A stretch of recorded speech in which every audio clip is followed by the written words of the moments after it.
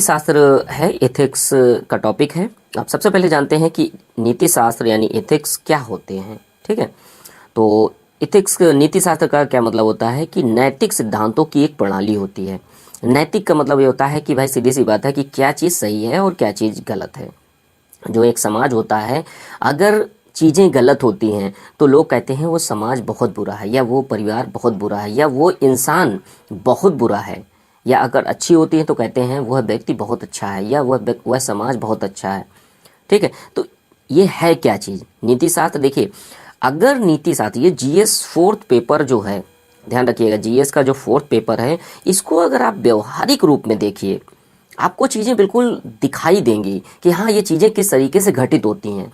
मैं कोई ऐसा क्लिष्ट एग्जाम्पल नहीं दूंगा जिससे आप लोगों को समझने में कोई दिक्कत हो, और बिल्कुल व्यवहारिक जो भी उदाहरण होंगे, एग्जाम्पल्स होंगे, उनको मैं आप लोगों को बताऊंगा।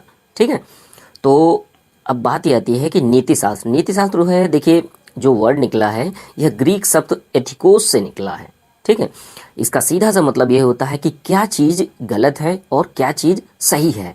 नैतिक सिद्धांतों की एक प्रणाली है जिसमें नियम कानून हैं, उसमें चीज़ें बताई गई हैं कि किस तरीके से क्या चीज़ें गलत हैं, क्या चीज़ें मनुष्यों को करनी चाहिए, क्या चीज़ें नहीं करनी चाहिए। ठीक है, क्या सही है, क्या गलत है, क्या उचित है, क्या अनुचित है। ठीक है, और ये जो हम लोग जीवन जीते हैं, यह मानव आचरण जो होता है, तो यह मानव आचरण के मार्गदर्शक भी होते हैं। नीति शास्त्र ये वही जैसे हो गया कि जैसे ए नाम का व्यक्ति है, अब इसको देखिए दिशाएं उसके पास बहुत सारी हैं, लेकिन उसको ये नहीं पता कि कौन सी दिशा पे हमें जाना चाहिए जिससे हमारा समग्र विकास हो सके।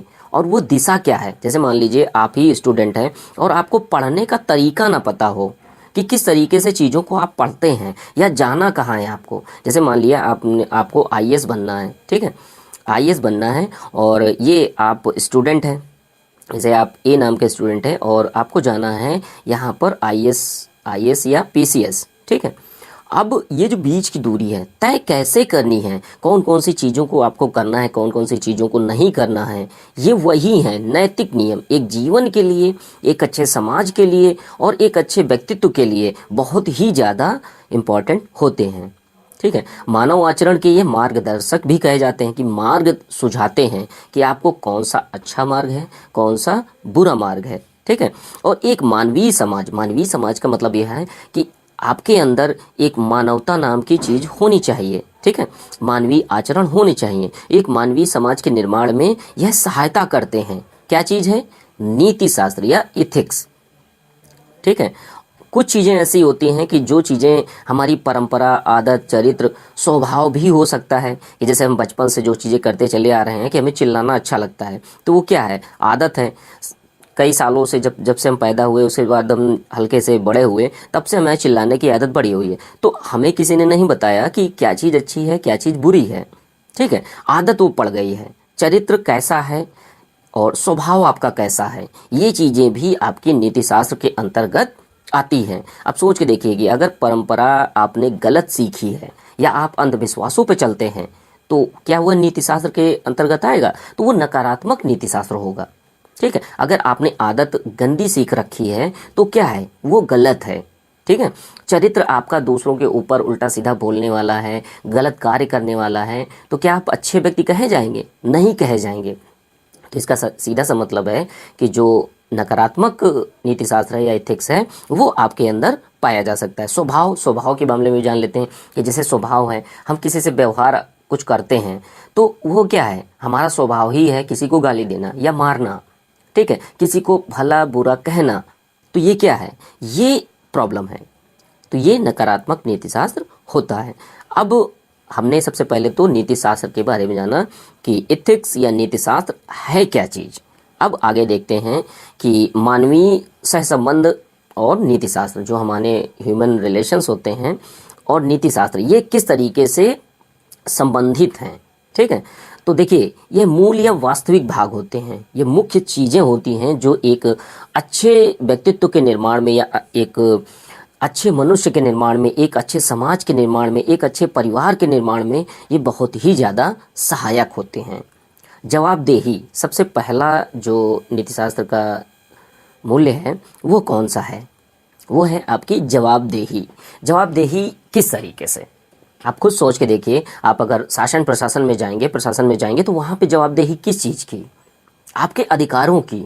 जो आपने कार्य किए हैं क्या वो चीज़ें सही हैं, नैतिक रूप से सही हैं, नीति शास्त्र के अकॉर्डिंग वो चीज़ें सही हैं कि नहीं सही है? ठीक है, तो ये चीज़ जवाबदेही का अर्थ ये हो गया कि अब छोटे से एग्जाम्पल से समझिए कि जैसे जब आप छोटे थे आपको घर से मान लिया 20 रुपए मिलते थे, ठीक है, तो 20 रुपए का आपको पूरा हिसाब देना पड़ता था घर में कि हाँ मैंने 20 रुपए कहाँ खर्च किए। तो ये क्या है? अकाउंटेबिलिटी है, जवाबदेही है। मम्मी पापा पूछते थे बेटा आपने कहाँ खर्च किए हैं, ठीक है, तो आप लोगों को वहाँ बताना पड़ता था। ठीक है, किसी भी व्यक्ति के, जैसे आपको कोई कार्य या दायित्व, तो आप एक अधिकारी हैं, आईएएस अधिकारी हैं, आपको कुछ अधिकार दिए गए हैं, आपको कुछ एक अमाउंट पैसा दिया गया है, कुछ ढेर सारा पैसा खर्च करने के लिए, और वो भी जनता के लिए। तो आपका सबसे अच्छा बात क्या होनी चाहिए कि आपको उस पैसे का हिसाब देना है, ठीक है, जनता को नैतिक रूप से। यही नीति शास्त्र के अंतर्गत जवाबदेही होती है, वो भी सिविल सेवा में। ठीक है, और आपको सिविल सेवा को ध्यान में रख के ही सारी चीज़ें पढ़नी है। एग्जाम्पल आप कोई भी यूज़ कर सकते हैं, ठीक है, कि जवाबदेही होती क्या है। अब देखिए, संवेदना या करुणा, जैसे आप एक ऑफिसर बन जाते हैं, ठीक है, और आप एक मनुष्य हैं, तो आपके अंदर एक संवेदना या करुणा होनी चाहिए। जो पिछड़े या वंचित वर्ग हैं उनको मुख्य धारा में लाने का प्रयास करना चाहिए, ठीक है, और जो आप कार्य करेंगे उनमें अगर संवेदना या करुणा है तो आप उनके प्रति हमेशा अच्छे कार्य करने के लिए उत्सुक रहेंगे। लेकिन वो तभी होगा जब आप के अंदर ये संवेदना और करुणा वाला मूल्य होगा। ईमानदारी क्या है? ईमानदारी ये आपकी ऑनेस्टी है, ध्यान रखिएगा, ऑनेस्टी। तो यह ईमानदारी क्या है कि आप कोई भी कार्य करते हैं पूरी ईमानदारी के साथ, जो आपसे बोला गया है। कि जैसे आप एग्जांपल ले लीजिए, जैसे घर में आपसे बोला जाता है कि आप जाइए और दुकान से आपको 50 रुपए मिलते हैं और आपको चीनी लेकर आनी है, ठीक है, तो आपने क्या किया? अपना कार्य पूरी ईमानदारी से किया, ठीक है। ईमानदारी और प्रोबिटी में दोनों ही सिनोनिम्स हैं। प्रोबिटी का मतलब है सत्यनिष्ठा, तो अलग अलग अर्थों में यूज़ होता है ईमानदारी और प्रोबिटी, ठीक है वही चीज़, कुछ अलग नहीं है, ठीक है, तो इतना ध्यान रखिएगा। तो ईमानदारी या प्रोबिटी की बात हो रही थी। प्रोबिटी का मतलब होता है सत्यनिष्ठा, ठीक है, सत्यनिष्ठ। आप किस तरीके से सत्यनिष्ठ हैं या नहीं हैं। जैसे जो आपको अधिकार दिए गए हैं, आप उनमें किसी के दबाव या किसी कारणवश कोई जो आपको कार्य करना था वो आप कार्य नहीं कर रहे हैं, तो ये क्या है? सत्यनिष्ठा, मतलब प्रोबिटी, ठीक है। अब सत्यनिष्ठा ये डबल डबल लिख गया है, ठीक है, सत्यनिष्ठा और प्रोबिटी, इसमें ऑब्जेक्टिविटी भी होती है, ठीक है, इतना ध्यान रखिएगा। और क्या चीज़ है? सहानुभूति को देख लेते हैं। सहानुभूति क्या होती है? तो अब हम लोग सहानुभूति देखते हैं कि सहानुभूति क्या होती है। अब देखिए, ईमानदारी, प्रोबिटी और सत्यनिष्ठा थोड़ा थोड़ा सा ही डिफरेंस होता है। प्रोबिटी में क्या होता है? जो आपके मॉरल्स होते हैं, ठीक है, वो आपके स्ट्रॉन्ग प्रिंसिपल, जो बहुत ही ज़्यादा सशक्त सिद्धांतों के ऊपर चलने वाले व्यक्ति को कहते हैं, ठीक है। ईमानदारी के बारे में मैंने बताया। और सत्यनिष्ठा, सत्यनिष्ठा का मतलब ये है कि सत्यनिष्ठा किसी भी कार्य को जो आपको दिए गए हैं, किसी के दबाव या निष्पक्ष रूप से कार्य करना, ठीक है। अब सहानुभूति लास्ट में बचा। सहानुभूति, सहानुभूति को आप जान लेते हैं कि जैसे किसी व्यक्ति को आपने देखा कि वो बहुत बुरी स्थिति में है, ठीक है, या किसी का एक्सीडेंट हो गया या बहुत उसकी दशा अच्छी नहीं है, वो बहुत गरीब है, तो आपने क्या किया? उस पर सहानुभूति जताई। तो ये सारे जो गुण हैं या मूल्य हैं, ये आपके नीति शास्त्र के अंतर्गत माने जाते हैं और वास्तविक चीज़ है, ठीक है, मूल भाग हैं ये, ठीक है। अब अगला चीज़ देखते हैं, क्या चीज़ आती है? नीति शास्त्र के भाग, कि भाग कौन कौन से होते हैं। एक होता है अधिनीति शास्त्र, ठीक है, पहला होता है मेटा एथिक्स। अब इसमें क्या बताया जाता है कि किस तरीके से परिभाषित किया जाए। जैसे कोई चीज़ नीति शास्त्र बताया जा रहा है या कोई भी चीज़ वस्तु है तो उसको परिभाषित किया जाए, या कोई मूल्य है उसको परिभाषित किया जाए, या व्यवहार है उसको परिभाषित कैसे किया जाए, ठीक है। अगला क्या है? निर्देशात्मक नीति शास्त्र, तो ये नॉर्मेटिव एथिक्स कहलाता है। इसमें ये देखा जाता है कि जो आपने परिभाषा दी है उसको हमने कार्य में लाया, ठीक है, या उसको हमने यूज़ किया। यूज़ करने के बाद हमने देखा कि यह चीज़ गलत है या सही है। जो हमने कार्य करना स्टार्ट किया, जैसे हमने मान ला कोई ए व्यक्ति है, ए व्यक्ति चलना स्टार्ट करता है, तो चलने के लिए क्या है? सबसे पहले चला कैसे जाए उस सिद्धांत को देखते हैं, वो आता है मेटा एथिक्स। और जब चलना स्टार्ट कर देता है तब उसको दो चीज़ें देखनी होती हैं, क्या हम गलत चल रहे हैं या सही चल रहे हैं। ठीक है, दो चीज़ें देखी जाती हैं। तो ये चलने का तरीका किस में आता है, आपका वो जो आपका नॉर्मेटिव एथिक्स है या निर्देशात्मक नीति शास्त्र है, उसमें आपका ये चीज़ें बताई जाती हैं कि क्या चीज़ सही है और क्या चीज़ गलत है। अब अगला पॉइंट कौन सा है, तीसरे भाग, तीन ही भाग होते हैं, तीन ही भाग नीति शास्त्र के तीन भाग होते हैं। ठीक है, और तीन ही भाग में सारी चीज़ें आती हैं। अब तीसरा भाग कौन सा है कि जो इथिक्स है इसको अप्लाइड इथिक्स बोलते हैं। ठीक है, अप्लाइड इथिक्स का मतलब ये हो गया कि जैसे कुछ नियम सिद्धांत कानून जो भी रूल्स एंड रेगुलेशन हैं उसके अकॉर्डिंग काम करना, लेकिन कुछ और डायमेंशंस इसकी आ जाती हैं, अप्लाइड वर्जन आ जाता है कि जैसे मृत्युदंड किसी को दिया जाना चाहिए या नहीं दिया जाना चाहिए। ठीक है, इसमें बातें, सैरोगेसी का जो मामला है उस पर बातें कि नैतिक दुविधा जो उत्पन्न होती है, नैतिकता की बात, किस तरीके से क्या चीज़ें अनुप्रयुक्त, जो इनके अनुप्रयोग हैं उनको किया जाए। ठीक है, अब जैसे जीवन जीने की दुविधा कि हमें मरना चाहिए या जीना चाहिए, तो ये क्या है, यह आपकी अप्लाइड एथिक्स है। ठीक है, इतना ध्यान रखिएगा। अब देख लेते हैं कि इसमें और भी कुछ छोटी छोटी डेफिनेशंस होती हैं नीति शास्त्र में। अभी हम लोग बाद में नीति शास्त्र के भाग ये तीनों के तीनों को अच्छे से पढ़ेंगे बाद में। ठीक है, अब देखिए जो विश्वास और मान्यताएं क्या होती हैं। ठीक है, बिलीव्स क्या होती हैं। तो अब देखिए विश्वास क्या होता है, जैसे नीति कथाओं, मिथकों और लोकगीतों, परंपराओं, अंधविश्वासों से मिलकर बना होता है। जैसे हमने बचपन में पढ़ा है कि राम ने रावण को मारा, तो यह क्या है, एक विश्वास है। हमने देखा कि एक पेड़ पर एक बंदर या आदमी चढ़कर कुछ उसने किया, तो ये हमारी बिलीव्स हैं। ठीक है, लोकगीतों में ऐसा कहा जाता है या दंत कथाओं में ऐसा कहा जाता है, तो ये हमारे अंदर क्या चीज़ें लाते हैं या हमारी जो मान्यताएं हैं इसी से बनती हैं।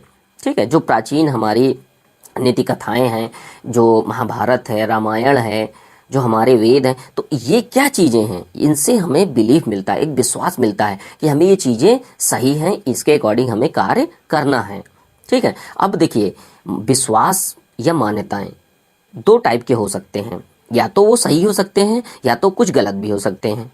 ठीक है, और विश्वास को चुनौती भी दे सकते हैं। चुनौती कैसे, कि जैसे आप सोच देखिए, अगर प्रैक्टिकल रूप में देखेंगे कि राम ने रावण को मारा, ठीक है, यह एक मान्यता है, यह एक बिलीव है। ठीक है, यह एक विश्वास है कि हाँ, हम लोग जानते हैं, किसी ने देखा नहीं है, लेकिन हाँ कुछ लोगों का विश्वास है, सभी लोगों को विश्वास है कि हाँ राम ने रावण को मारा। उसी के आधार पर हम लोग पूजा पाठ सारी चीज़ें करते हैं। या कृष्ण जी ने वो जो सांप था उसको मारा, ठीक है, या उसकी सवारी की, तो यह क्या है, यह हमारी एक मान्यता है, यह एक विश्वास है।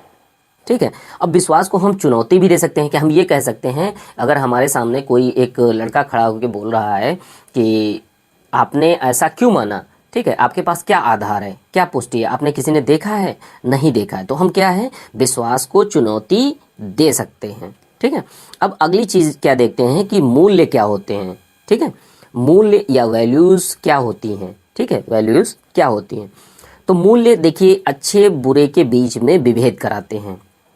जैसे इसी में आगे हम लोग पढ़ेंगे नैतिक मूल्य होते हैं। ठीक है, तो अब सबसे पहली चीज़ वैल्यूज़ होती क्या हैं, ये एक क्या है, अगर एक इंसान है उसके अंदर कुछ ना कुछ गुण होंगे ही होंगे। ठीक है, वो बहुत सारे परिवेश से मिलते हैं, बहुत सारी चीज़ों से मिलते हैं, तो यह है क्या, यह एक स्थायी विचार है या विश्वास है। अब देखिए स्थायी विचार है, हो सकता है मेरा विश्वास गलत भी हो सकता है मेरा विश्वास अच्छा हो। तो अब क्या है, मूल्य क्या है, मूल्य ऐसे होते हैं कि अच्छे और बुरे के बीच का अंतर करते हैं, विभेद करते हैं। ठीक है, और ये चीज़ें आती कहाँ से हैं, ये जो मूल्य होते हैं ये बाहरी वातावरण से आते हैं। ठीक है, बाहरी वातावरण जहाँ पे भी हम रहते हैं, जो समाज है, परिवार है, और जो हमारा खुद का परिवार होता है आदि के माध्यम से एकत्रित किए जाते हैं।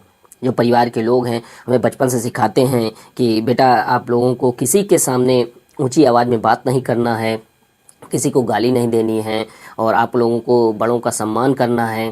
तो ये क्या है, ये अच्छे मूल्य परिवार से मिलते हैं, कुछ अच्छे मूल्य मित्रों से भी मिलते हैं, कुछ अच्छे मूल्य हमें आसपास के परिवेश जहाँ भी हम शिक्षा ग्रहण करते हैं वहाँ से भी मिलते हैं, लेकिन कुछ गलत मूल्य भी हमें मिल जाती हैं अपने दोस्तों से या बाहर के समाज से। हम देखते हैं जाके अपने ही घर में देखते हैं कि ये चीज़ें बुरी तरीके से हो रही हैं, ठीक है। अब जैसे एक बुजुर्ग का सम्मान करना चाहिए, एग्जाम्पल के रूप में देख सकते हैं, ठीक है। अब नकारात्मक मूल्य कौन से होते हैं कि जैसे किसी व्यक्ति का अपहरण करना, ये क्या है, या अपमान कर देना, किसी को गाली दे देना या उल्टा सीधा बोल देना, तो ये क्या है, नकारात्मक मूल्य है। और मूल्य क्या होते हैं, मूल्य जो होते हैं आपको आगे बढ़ने के लिए, आगे बढ़ने के मार्गदर्शक होते हैं, ठीक है। तो अब मूल्यों के बारे में हम लोगों ने समझ लिया। अब आगे देखते हैं मानदंड क्या होते हैं। देखिए मूल्य अलग चीज़ है, मानदंड अलग चीज़ है, ठीक है। कैसे, जिसको नॉर्म्स बोलते हैं, ठीक है। मानदंड क्या होते हैं, मानदंड का मतलब ये हो गया कि बाहरी रूप से हमने चीज़ें आरोपित कर दी, ठीक है। और विश्वास क्या होता है, विश्वास आपका आंतरिक रूप से हम जो बिलीव्स अंदर से हम लोग रहता है, हमारे मस्तिष्क में स्थायी भाव रहता है, तो उसको क्या बोलते हैं, हम बिलीव्स बोलते हैं, विश्वास, ठीक है।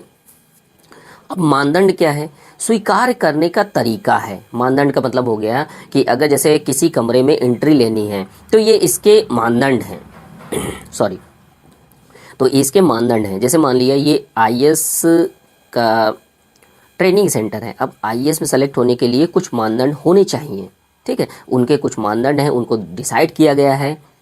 तो किसी भी चीज़ में या जिस कमरे में आप जा रहे हैं उसके कुछ रूल्स एंड रेगुलेशन जो होते हैं वो क्या कहलाते हैं, मानदंड कहलाते हैं। आपको वहाँ पर अगर मानदंड नहीं पूरे करते तो आपको रिजेक्ट कर दिया जाता है, ठीक है।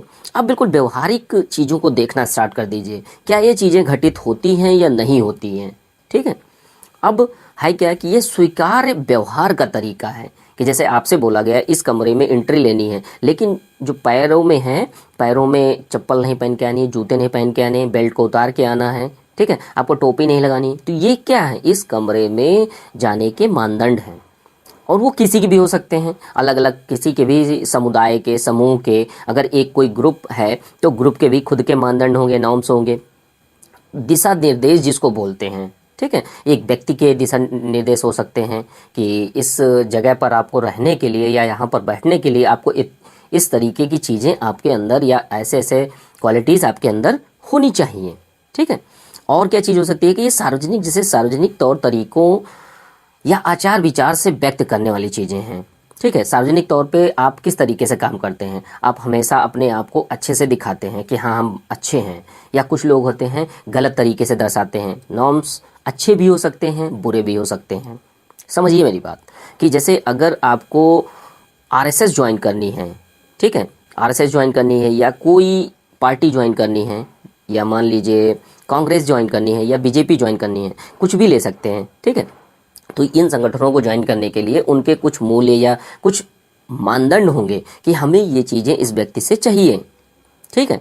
तो अब है क्या, नकारात्मक मानदंड कैसे मान लिया कि जैसे कोई आतंकवादी संगठन को मान लीजिए, ठीक है, तो लश्कर तैयबा को ले लीजिए, ठीक है। तो लश्कर तैयबा में अगर आपको जाना है तो उसके लिए क्या है, उसके अलग मानदंड होंगे कि आपको ये चलानी आनी चाहिए, आपको ये बंदूक चलानी आनी चाहिए, राइफल चलानी आनी चाहिए, या आपको कट्टे बम चलाना आना चाहिए। तो ये है क्या, ये उनके मानदंड हैं, ठीक है। मैं एग्जाम्पल इस तरीके से दे रहा हूँ कि जैसे आप लोगों को समझने में कोई दिक्कत ना हो।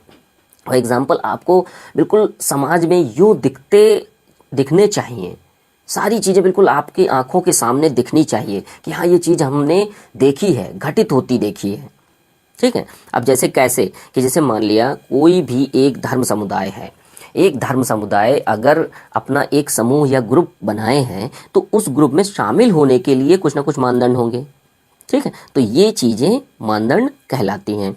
अब जैसे एक मानदंड ये भी है कि पुत्र को पिता की इच्छाओं को पूरा करना चाहिए। तो ये भी एक मानदंड है कि भाई हम लोग अंडरस्टूड होते हैं कि हमारा बेटा है तो हमारी इच्छाओं को पूरा करेगा, ठीक है।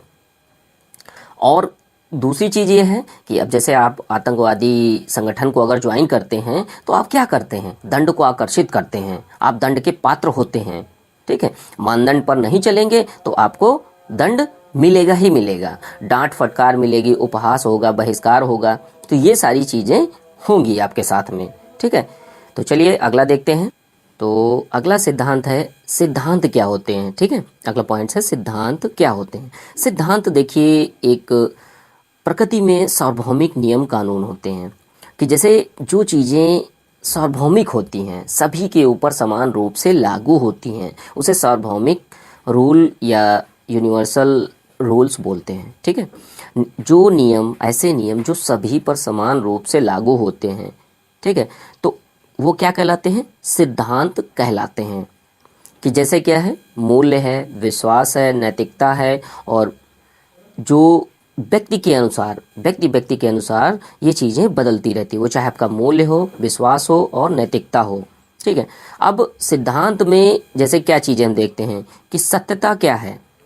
सत्यता एक सिद्धांत है, इसके कुछ चीज़ें दी गई हैं, कुछ नियम कानून हैं कि आप ये चीज़ करेंगे तो आप सत्यवादी माने जाएंगे। समानता का मतलब क्या है कि समानता का मतलब ये है कि आप सभी को समान रूप से देखते हैं। ठीक है, सभी को समान रूप से देखते हैं तो आप क्या हो गए, आप समानतावादी कहलाएंगे। न्याय क्या है, न्याय एक आपका सिद्धांत है। ठीक है, क्या है, सिद्धांत। तो अब सिद्धांत के बारे में हम लोगों ने जाना कि यह सिद्धांत जो होते हैं प्रकृति में सार्वभौमिक नियम कानून होते हैं जो सभी पर समान रूप से लागू होते हैं। ठीक है, अब कुछ लोग मानते हैं, कुछ लोग नहीं मानते हैं, वो अलग चीज़ है, उसको मत बोलिए। अब जैसे सार्वभौमिक रूल में अगर एक एग्जांपल देख सकते हैं, तो जैसे हम ग्रेविटी के कारण अगर हम कुछ भी चीज़ ऊपर उछालते हैं तो वो नीचे आती है, तो ये क्या है, सार्वभौमिक रूल है। ठीक है, सार्वभौमिक नियम कानून है। अब अगला पॉइंट देखते हैं कौन सा है, नैतिकता क्या होती है या मॉरल्स क्या होते हैं। नैतिकता आखिर देखते हैं कि नैतिकता है क्या। नैतिकता का सीधा सा अर्थ यह है कि क्या चीज़ सही है और क्या चीज़ गलत है।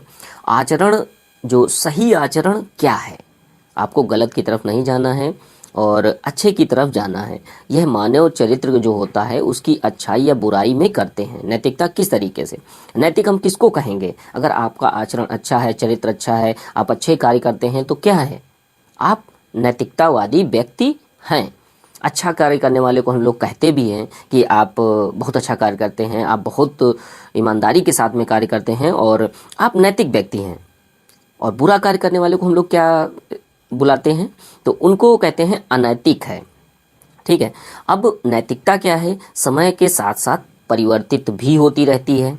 परिवर्तित कैसे होती रहती है कि जैसे आप लोगों ने सुना भी होगा कि बचपन में कुछ आदमी की नैतिकता, उसको जैसे 10 साल का कोई लड़का है या लड़की है तो वो क्या है, उसके अंदर कुछ नैतिकता के गुण होंगे, लेकिन वो गलत लोगों की संगति में आकर नैतिकता के गुण ना अपनाकर अनैतिकता के गुणों में शामिल हो गया। अब देखिए, कार्य ही डिसाइड करते हैं कि वो नैतिक है या अनैतिक है। आपने क्या किया, आपने जो आपसे बोला गया था कि आप क्या करिए, आपको 1 किलो चीनी लानी है, जाइए दुकान से ले आइए, आपकी मम्मी जी ने कहा। तो अब आपका क्या कर्तव्य था, नैतिक एक कर्तव्य था कि आपको जाना था, आपको लाना था। अब आपने क्या किया, एक दूसरे दोस्त के साथ में गए और आपने उसी पैसे का आपने कुछ और चीज़ खा ली जाके, तो ये क्या है, नैतिक रूप से सही नहीं, ये अनैतिक है। ठीक है, और अनैतिक के एग्जाम्पल क्या देख सकते हैं, बहुत सारे एग्जाम्पल मिल जाएंगे आपको कि जैसे एक नैतिकता है, कही जाती है कि सड़क पर हमने किसी व्यक्ति को देखा, उसका एक्सीडेंट हो गया है, और नैतिकता यही कही जाती है या मानवता के आधार पर हमें उठाकर उसको हॉस्पिटल ले जाना चाहिए, लेकिन लोग नहीं करते, तो ये क्या है, अनैतिक कार्य है। ठीक है, गलत कार्य जितने भी होंगे वो आपके अनैतिक कार्य कहलाते हैं। अब एक चीज़ और देख लेते हैं कि जैसे धर्म जो है वो नैतिकता का सबसे बड़ा स्रोत रहा है। ठीक है, धर्म में बहुत सारी चीज़ें, बातें कही गई हैं कि ऐसा नहीं करना चाहिए, जीवों की रक्षा करनी चाहिए और मनुष्यों के साथ हमें अच्छा व्यवहार करना चाहिए, हमें शाकाहारी बनना चाहिए, बहुत सारी किस तरीके से लोगों के साथ व्यवहार करना चाहिए। ठीक है, और क्या है, नैतिकता क्या हो सकती है, नैतिकता एक खुद के व्यक्ति की जो व्यक्तिगत पसंद जो होती है उसको हम नैतिकता कहते हैं। हो सकता है हमारी पसंद गलत हो, हम गलत कार्य करने को बहुत पसंद करते हों, पसंद हमारी गलत भी तो हो सकती है ना, तो गलत पसंद भी क्या हो सकती है, नैतिकता, लेकिन वो नैतिकता नहीं कही जाएगी, अनैतिकता कही जाएगी। ठीक है। अब जैसे आप सभी लोगों ने एग्ज़ाम्स दिए होंगे, तो एग्ज़ाम्स में आपके पास एक बुक मिल जाती है लिखने के लिए, नकल करने के लिए। टीचर दे देता है आके कि आप इसको इससे नकल करिए। तो है क्या, नकल करना या ना करना, करने वाला व्यक्ति क्या कहलाएगा, अनैतिक कहलाएगा। ध्यान रखिएगा, जो आपका अनैतिक कहलाएगा कौन सा, नकल करने वाला, और जो नकल नहीं करेगा वो पूर्ण रूप से नैतिक कहलाएगा। बस इतना समझिए। एग्जाम्पल्स को आप ध्यान रखिए, एग्जाम्पल्स किस तरीके से क्या हैं, और बिल्कुल बेसिक एग्जाम्पल के साथ में आप लोग देखेंगे और चीज़ों को आप लोग आसपास देखते भी रहेंगे कि हाँ क्या चीज़ें किस तरीके से चलती हैं। चलिए आगे देखते हैं कौन सा चीज़ें हैं। अब ये देखिए, यह नीति शास्त्र के बारे में भी, यहाँ भी इथिक्स के बारे में बताया गया है कि नैतिक सिद्धांतों के बारे में, जैसे हम लोगों ने सत्यनिष्ठा, ईमानदारी और सत्यता, सम्मान, निष्पक्षता, ये आदि नीति शास्त्र के भाग होते हैं। ठीक है, इसी के अंदर आते हैं और इसके बारे में वो नैतिक सिद्धांतों में दुविधाओं की जांच करता है। नैतिकता का कार्य किस तरीके से होता है कि जो आपका सिद्धांत या दुविधा होती है कोई भी, तो उसकी जांच करता है, सिद्धांत गलत है या सही है। जो आपकी एक डिलेमा की स्थिति बनती है तो उस स्टेट को वो चेक करता है कि हाँ ये चीज़ गलत है या सही है, विश्लेषण करता है, नैतिक रूप से विश्लेषण करता है कि क्या ये चीज़ बिल्कुल सही जा रही है। एक लड़का जिसने मम्मी ने कुछ काम दिया था तो वो क्या उसने सही कार्य किया या गलत किया, और उसके अनुप्रयोग, इन सब चीज़ों का वर्णन नीति शास्त्र में किया जाता है। आचरण नियमावली भी इसी में होती है। नीति शास्त्र भिन्न भिन्न हो सकते हैं, तर्क वितर्क, आलोचना, विश्लेषण, बहुत सारी चीज़ें होती हैं। ठीक है, और लोगों को किस तरीके से कार्य करने चाहिए, गलत सही गलत का बोध कराना, ये सब नीति शास्त्र के अंतर्गत आता है। ये सारी चीज़ें हम लोगों ने अभी बात कर ही ली है। न्यायोचित व्यवहार की नियमावली कहते हैं। उचित आचरण के मार्गदर्शक होते हैं। नीति शास्त्र जो है वह बाहरी वातावरण से आता है। और विचलन को क्या कहते हैं, हम लोग बात ही कर चुके हैं अभी थोड़ी देर पहले कि अनैतिक बोलते हैं। ठीक है, चलिए आगे देखते हैं कौन सा क्या टॉपिक है। अगला पॉइंट्स क्या है कि नीति शास्त्र और नैतिकता में क्या संबंध है। सबसे बड़ी चीज़ यही है कि नीति शास्त्र और नैतिकता में क्या संबंध है। देखिए, नीति शास्त्र और नैतिकता दोनों समान अर्थों में प्रयुक्त होते हैं। ठीक है, अब नैतिकता क्या है, नैतिकता जो है वो व्यक्तिगत पालन है। ठीक है, और सिद्धांत क्या है इसका, जो जिसे कह सकते हैं कि नीति शास्त्र के अंदर, ये मान लीजिए ये आपका नीति शास्त्र है और इसके अंदर यह नैतिकता आती है। ठीक है, इस तरीके से अर्थ लगभग समान ही है। ठीक है, तो इस तरीके से जो नैतिकता है वो व्यक्तिपरक है और सिद्धांत जो है वो नीति शास्त्र के अंतर्गत आता है या नीति शास्त्र कहते हैं। नीति शास्त्र जहाँ है कि क्या चीज़ है, इसमें किस चीज़ का अध्ययन किया जाता है कि इसमें जैसे जो सिद्धांत दिया गया है, सिद्धांत के बारे में जांचता है, जो रूल्स एंड रेगुलेशन दिए गए हैं तो उन चीज़ों को बनाता है। जैसे मान लीजिए घर में आपके पिताजी ने कहा कि पापा ने दो बात बोली कि आप बेटा आपको इस सड़क से जाना है और इस सड़क पे एक मंदिर होगा, यहाँ पूजा करनी है और पूजा करने के बाद आगे आपको स्कूल जाना है। ठीक है, तो अब क्या है, आपने पिताजी ने ये सिद्धांत नीति शास्त्र के सिद्धांत बना दिए। और नैतिकता क्या है, नैतिकता का अर्थ ये हो गया कि जो आप कार्य करना स्टार्ट किए, आप घर से चले, घर से जाने के बाद आप मंदिर पहुँचे, मंदिर पहुँचने के बाद आपने वहाँ पूजा करी, पूजा करने के बाद आपने आगे स्कूल गए, तो जो ये प्रोसेस हुआ, इस प्रोसेस को क्या कहते हैं, नैतिकता कहते हैं। ठीक है, क्या बोलते हैं, नैतिकता कहते। तो बात यह है कि जो सिद्धांतों का अध्ययन करता है वो क्या है, आपका नीति शास्त्र है, और नैतिकता क्या है, उसका अभ्यास है। ठीक है, उसकी प्रैक्टिस है, उसका अनुप्रयोग है, हमने उस चीज़ को प्रयोग कैसे किया। ठीक है, नीति शास्त्र और नैतिकता जो होते हैं दोनों के दोनों आपके आचरण से संबंधित होते हैं। ठीक है, दोनों का संबंध आचरण से ही होता है कि जो नीति शास्त्र के नियम हैं वो किससे हैं, आचरण से हैं। आचरण से संबंधित जितने रूल्स बनते हैं वो नीति शास्त्र के अंतर्गत आते हैं। और अभ्यास जो होता है उसी आचरण का अभ्यास, जो भी रूल्स एंड रेगुलेशन बने हैं उनका अभ्यास क्या कहलाता है, आपका आचरण कहलाता है। ठीक है, नैतिकता कहलाती है। और नीति शास्त्र एक व्यक्ति की किसी परिस्थिति के कार्य करने के तरीके से भी संबंध रखता है। ठीक है, कि वो नीति शास्त्र में किस तरीके से क्या कार्य करेगा।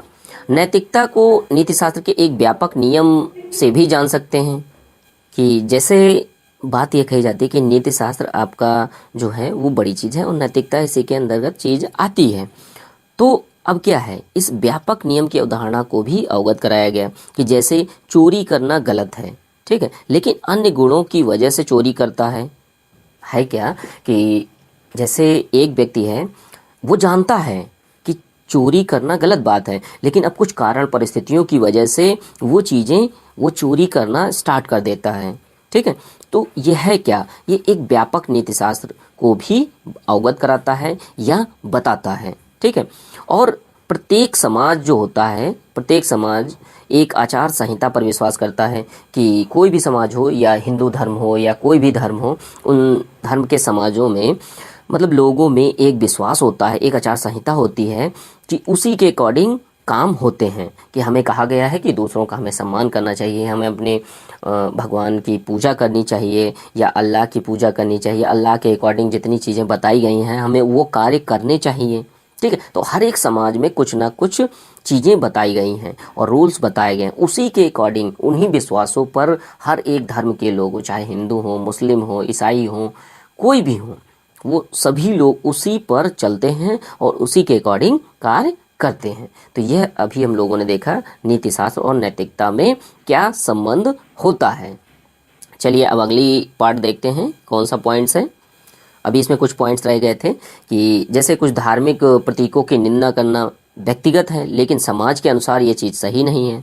कि जैसे उदाहरण के रूप में ले सकते हैं ना कि जो आपका नैतिकता है उसको उस व्यक्ति को लगेगा कि जो हम कर रहे हैं बिल्कुल सही कर रहे हैं, वो हमारी इच्छा है, हमारे अकॉर्डिंग बहुत सही कार्य है। सीधी सी बात है, जिस समय हमने नकारात्मक नैतिकता की बात की थी तो उस समय यही तो बोला था ना कि जो कार्य अनैतिक हैं, ठीक है, वो अपने अकॉर्डिंग तो लगेंगे हम सही कर रहे हैं, लेकिन वो समाज के अकॉर्डिंग बिल्कुल भी सही नहीं होते हैं, ठीक है। और नीति शास्त्र क्या है, नीति शास्त्र और नैतिकता दोनों के दोनों एक अच्छे निर्माण में सहायक होते हैं, ठीक है। अब अगला देखते हैं, अगला कौन सा पार्ट है, अगला है नीति शास्त्र के निर्धारक। किन किन चीज़ों से नीति शास्त्र निर्धारित होता है, ठीक है। कि जैसे नीति शास्त्र के अंतर्गत जो रूल्स एंड रेगुलेशन, जो नियम कानून निकल कर आते हैं, तो वो कहाँ कहाँ से निर्धारित होते हैं, कौन कौन लोग उन्हें बनाते हैं, उन नियमों को बनाने में सहयोग करते हैं, ठीक है। तो उनको आज हम लोग देखेंगे। तो सबसे पहले देख लीजिए संविधान। हमारा कॉन्स्टिट्यूशन ही बोलता है कि किसी देश में नैतिकता है या नहीं है, किसी देश में किसी भी देश में है या नहीं है। अब उसमें भारत भी है कि जैसे हमारे यहाँ समानता भी है, ठीक है, स्वतंत्रता भी है। तो ये क्या है, ठीक है, तो ये नीति शास्त्र के भाग हैं। और भी जो लोक कल्याण की परिभाषा दी गई है तो नीति निर्देशक तत्वों में डीपीएसपी में दिया गया है। जो हमारा विधि का शासन है या कानून के अनुसार शासन है, ये क्या है, नैतिकता की बातें हैं, नीति शास्त्र का भाग हैं, ठीक है। और नैतिक मानदंड भी होते हैं। यहाँ के संविधान में बहुत से नैतिक मानदंड भी होते हैं। और कभी कभी क्या होता है कुछ केसेस में कि ये चीज़ें दूर भी चली जाती हैं, ठीक है। नैतिकता बिल्कुल भी आपको नहीं दिखाई देती किसी भी देश में, वो कोई भी देश हो सकता है। जैसे हमारे यहाँ ही दास प्रथा प्रतिबंधित की गई थी, तो इससे पहले कहीं ना कहीं दास प्रथा चल रही थी, अब जो कि ये अनैतिक था, ठीक है, जो कि अनैतिक था, लेकिन संविधान के द्वारा बाद में इसको सही तरीके से नैतिक बनाया गया और चीज़ों को ठीक किया गया। जो भी मानव के लिहाज से जो चीज़ें गलत हैं उनको सही की गई, ठीक है। अब अगला पॉइंट्स का था, हम लोगों ने पहले संविधान देख लिया, संविधान के द्वारा किस तरीके से नीति शास्त्र को निर्धारित किया जाता है। अगला पॉइंट्स कौन सा, ईश्वर और धर्म। अब देखिए, ईश्वर और धर्म जो आदर्श एवं नैतिक मानदंड की बात करते हैं, ठीक है, और बताते हैं कि किस तरीके से हमें व्यवहार करना चाहिए। वो चाहे जैन धर्म हो या बौद्ध धर्म हो, रामायण गीता, इन सब में यही बात कही गई है कि नैतिकता की बातें कही गई हैं, कर्मवाद की बातें कही गई हैं कि हमें अपने कार्य को नैतिक रूप से, जो जिम्मेदारी हमें मिली है उसको अच्छी तरीके से निभाना चाहिए और जो किसी के साथ कुछ गलत ना कर सके, ठीक है, हमें दूसरों के साथ गलत नहीं करना चाहिए।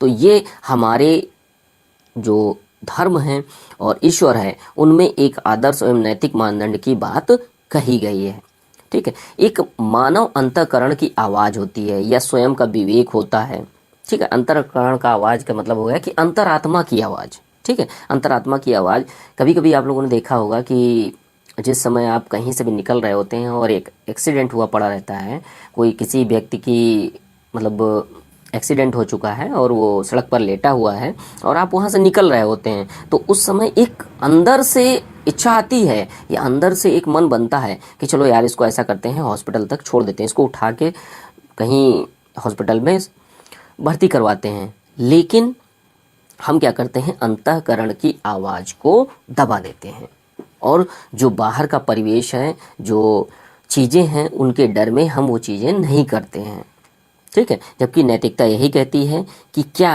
अच्छी चीज़ आपने करी है, क्या बुरी चीज़ करी गई है, ठीक है। क्या अच्छा है, तो अच्छा यही होता कि आपको उस व्यक्ति को वहाँ पर हॉस्पिटल में पहुँचाना चाहिए था, ठीक है। अच्छा या बुरा हम किस तरीके से जान सकते हैं, एक नैतिक ज्ञान के सहारे ही जान सकते हैं, ठीक है। एक नैतिक ज्ञान के ही सहारे हम लोग ये डिसाइड कर लेते हैं या डिसाइड करते हैं कि यह व्यक्ति अच्छा है या यह मनुष्य बुरा है, ठीक है। संस्कृति के द्वारा किस तरीके से निर्धारित होते हैं नीति शास्त्र, तो जैसे मान लिया आप जो हमारी धर्म, जो हिंदू धर्म की सनातन संस्कृति चलती चली आ रही है, तो यहाँ पर हमारे देश में लोगों के ऊपर बहुत बड़ा प्रभाव पड़ा है, ठीक है। और लोग आज भी उन्हीं मूल्यों पर, जो भी संस्कृति है उसी के अकॉर्डिंग कार्य करते आ रहे हैं। साहित्य ग्रंथों में जो जो चीज़ें भी कही गई हैं, तो उनको लोग आज की डेट में कार्य कर रहे हैं, ठीक है। समाज के द्वारा कौन कौन सी चीज़ें गई, समाज में बहुत से लोग नैतिक मानदंडों को स्वीकार भी करते हैं, लेकिन कुछ लोग स्वीकार नहीं भी करते हैं, ठीक है। तो जो चीज़ें, जैसे नीति शास्त्र में दो ही चीज़ें, मतलब ये समाज के द्वारा कौन कौन सी चीज़ें निर्धारित की जाती हैं, या तो अच्छी की जाएंगी या तो बुरी की जाएंगी। बुरे वाले को अनैतिक कहा जाता है, बुरे वाले को अनैतिक कहा जाता है और अच्छे वाले को नैतिक कहा जाता है, और नैतिक जो है आपका नीति शास्त्र का भाग है। अब अगली चीज़ क्या देखनी है कि परिवार से कौन कौन सी चीज़ें नीति शास्त्र के निर्धारक होती हैं। तो कुछ मूल्य या रूल्स हमें घर से भी मिलते हैं, अपने परिवार से भी, पिता से भी मिलते हैं, कि बच्चों को बताया भी जाता है कि आप लोगों को पढ़ाई करनी चाहिए और बड़ों का सम्मान करना चाहिए, किसी को गलत नहीं बोलना चाहिए, ठीक है। शिक्षक के द्वारा क्या होता है, शिक्षक के द्वारा अच्छे गुणों का विकास किया जाता है, ठीक है। और जीवन के अनुभवों से हम लोग नीति शास्त्र की चीज़ों को सीखते हैं, निर्धारक ये होते हैं। तो इसमें कुछ अच्छे भी होते हैं, कुछ बुरे भी होते हैं। जीवन के अनुभव किस टाइप के होते हैं कि आपसे किसी की लड़ाई हो जाती है, ठीक है, किसी भी आधार पर हो, आपने लड़ने झगड़ने लगे, तो आपको वहाँ क्या करना चाहिए था। नैतिकता यही थी कि आपको बात करके शांति से आपको वहाँ से हट जाना चाहिए था। तो आपने क्या किया, या कोई कार्य ऐसा किया जिसकी वजह से आपके साथ बुरा हुआ, या आपने किसी के साथ बुरा किया, तो वो क्या है, जीवन का आपने अनैतिक गुण निर्धारित किया, ठीक है। अच्छे गुण आप अच्छे कार्यों से ही सीखते हैं या करते हैं, ठीक है। अब ये चीज़ हम लोगों ने देख ली। नेतृत्व को देख लेते हैं कि यह नेतृत्व को किस तरीके से नीति शास्त्र, जो नेतृत्व के द्वारा हम किस तरीके से नीति शास्त्र को निर्धारित करते हैं।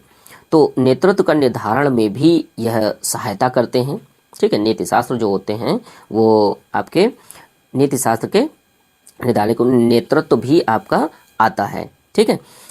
अब नेतृत्व में किस तरीके से कि आप नेतृत्व अच्छा दे रहे हैं, आप हिटलर के जैसा तो नेतृत्व नहीं दे रहे हैं जो अनैतिक बातों को आप प्रचार कर रहे हैं, या आप किसी अच्छे विद्वान या विचारक के रूप में तो कार्य नहीं कर रहे हैं जिससे आप एक अच्छे समाज का निर्माण करते हैं, ठीक है। तो आपका नेतृत्व कैसा है, यही बहुत ही ज़्यादा निर्धारित करता है। जैसे मान लिया आप सिविल सेवा संगठन के जो मुख्य अधिकारी हैं, आप सचिव बन गए वहाँ के, तो आप क्या हैं, बहुत सारे लोगों को नेतृत्व प्रदान करेंगे। अब अगर आप अच्छा नेतृत्व प्रदान करते हैं तो वहाँ के लोगों में नीति शास्त्र के गुण आएंगे, और अगर नहीं होगा तो नहीं आएंगे। और अगला पॉइंट कौन सा है आज, ये है दर्शन और दार्शनिक मान्यताएं। अब जैसे बहुत से दार्शनिक हैं, ठीक है, तो उनकी जो नीति शास्त्र की परिभाषा है वो बहुत बहुत अलग अलग है। तो दार्शनिक मान्यताएं भी हमारा जो नीति शास्त्र है उसके निर्धारक माने जाते हैं। ठीक है, और यह चैप्टर है दोस्तों इथिक्स का। ठीक है, इथिक्स का चैप्टर के बारे में हम लोग बात कर रहे थे और वीडियो काफ़ी लंबा हो जा रहा है, तो हम लोग इसको 2 पार्ट में या 3 पार्ट में देख लेंगे। ठीक है, छोटे छोटे वीडियो के फॉर्मेट में हम लोग देखेंगे, क्योंकि वीडियो ज़्यादा लंबा हो गया तो भी अच्छा नहीं लगेगा। ठीक है, तो ये आपका जो है PDF है, और PDF के लिए आप लोग